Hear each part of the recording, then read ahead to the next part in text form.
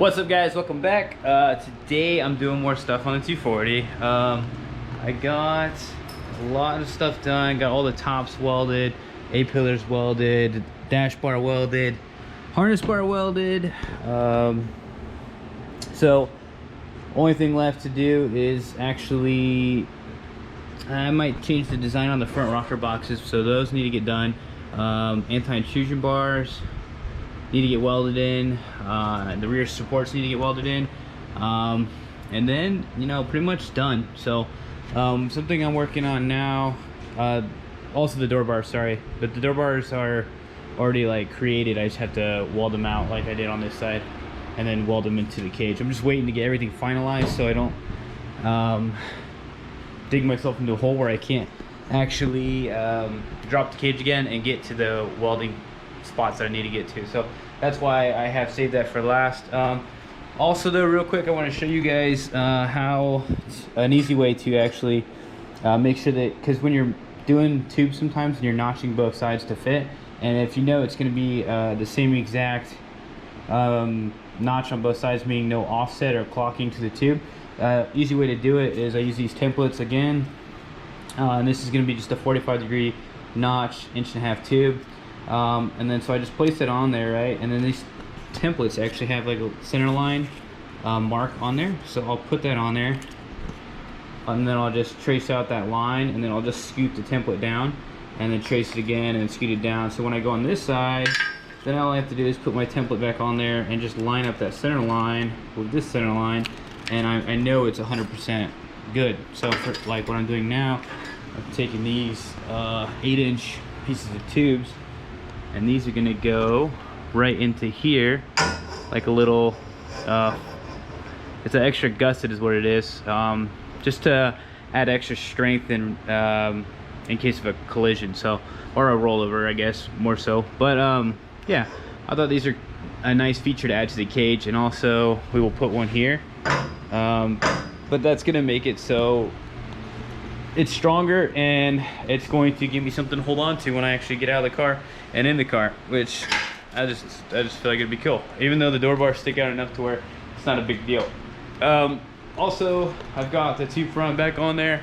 That's actually looking pretty decent. I think it's gonna do its job. I'm probably just gonna grind off some of this paint and add some tabs on there. We'll see how it looks. I might just use it as a jig and or not, just make a new one, whatever. It's not that big of a deal. But yeah, I got my iridium catch can from Caleb Quambeck in here. That's not where it's gonna go. I'm probably gonna end up running a bracket over here somewhere for it, away from the wheels. Just want more space here, and still don't have the heads on the engine yet, which they're done. I just gotta order some ARP head bolts, but when I get those on there, then I can I figure there's not gonna be a lot of clearance with the headers. So for now, I just put it in there so it stays out of the way and doesn't get dirty and stuff. But yeah, I'll probably end up moving that over here. But you know, lots of progress being made. Subframes back on. I gotta cut these LCAs and extend them 2 inches. Get some longer tie rods to match my modded knuckles. And then as soon as those headers come in from Cinetrack Fab, I can finally get in my steering column, which I have cut up over there, and I just need to figure out exactly where the headers are going to be so I can route it through there. That way I don't have any issues with that. Yeah. Oh, another thing I need to do is the bracket to hold the Willwood pedals in. I'm going to get some Willwood pedals, just because the ones I have are, I mean, 240 pedals are fine, but I'm there, and it's going to be a pain in the ass to get back in there later and do that. So I figure, you know, might as well just be able to delete extra holes in the engine bay, extra clutter, get the reverse top swing mount, and then that way you don't have to worry about any of the master cylinders being in the engine bay and leaking, ruining the paint in the engine bay, and it's hard to get back there and get all that again. So I don't want rust, you know. So yeah, that's pretty much the thought process behind that. But anyway, today should be a short video. I'm just gonna update you guys on the cage work, and I wanted to really just show you that real quick, because I figured that could help somebody else out there instead of trying to guess, just kind of like eyeball it, you know. But yeah, so I'm gonna go ahead and cut these out, notch these, and I guess we'll put the cage back in place and then test fit the gussets. we're getting there. Oh, and then another thing, I finally got a new water heater. So the insurance company came, or not the insurance, the home warranty people came out and gave us a new water heater. So that thing's brand new. That was a pain in the ass. Thing was leaking all over the place, and because I do fat work in here, there's like metal shavings over the floor, which just rusted everywhere. So now I gotta hurry up, get this thing done, get it all painted out so I don't get any rust on there, and then get it on wheels and move it so I can like power wash out the garage. I need to completely, I want to tear down that whole shelf over there and like redo it all, and I don't know, make some more space, make better space, better use of my space that I have. I took this cabinet out, I'm gonna throw that thing out. Just make some more stuff here. That way it's not so cluttered. I need more parts rack space because I'm just like full, or I need to sell something, I don't know, but whatever. We will get to that. But yeah, I'm gonna cue up some music and have some fun.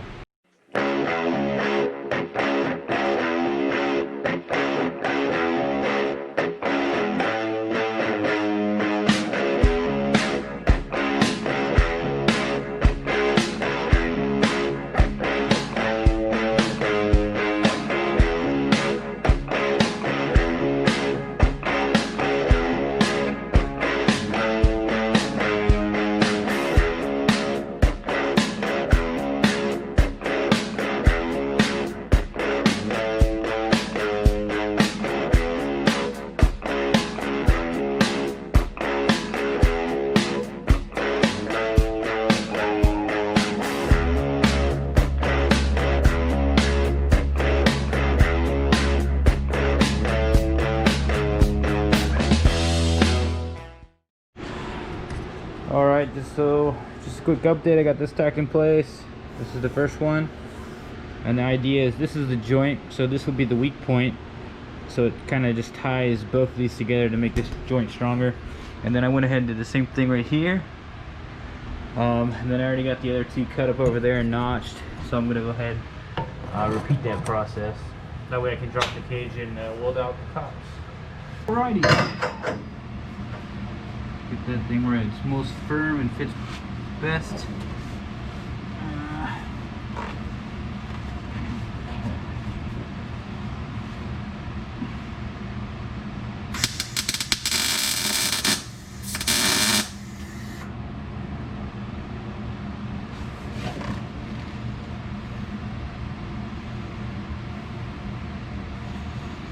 Okay.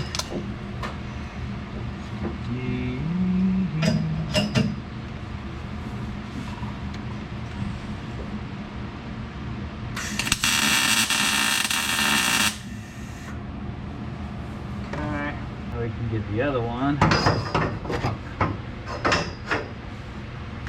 so.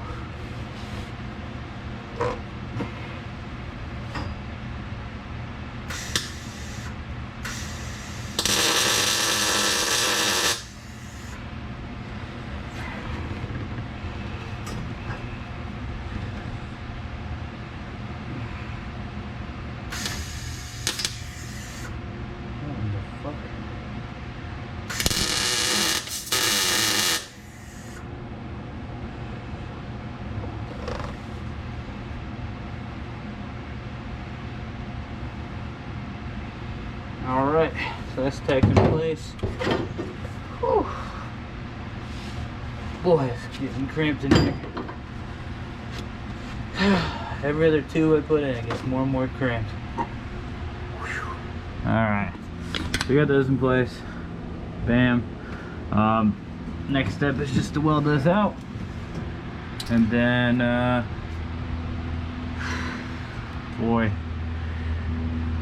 I think next up it's probably gonna have to be, I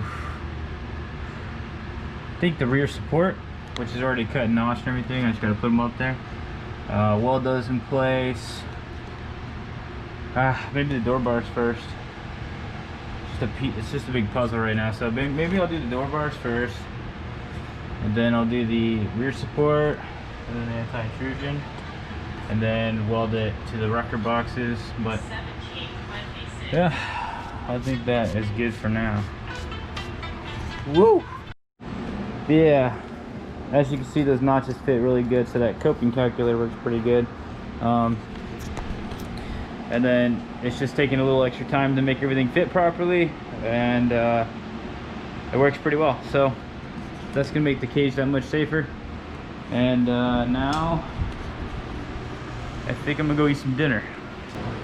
Alrighty guys, that about does it for today. Just 4 quick gussets. Just takes a little while to cut them and stuff, but it's not too bad. Hopefully that helps you guys with your notches. Again, just little tricks that I'm kind of finding out as I go. Hopefully that helps somebody else out there. And yeah, thank you so much for watching. Make sure you guys like, comment, subscribe, and I'll see you guys next time. Later. What we do here is go back.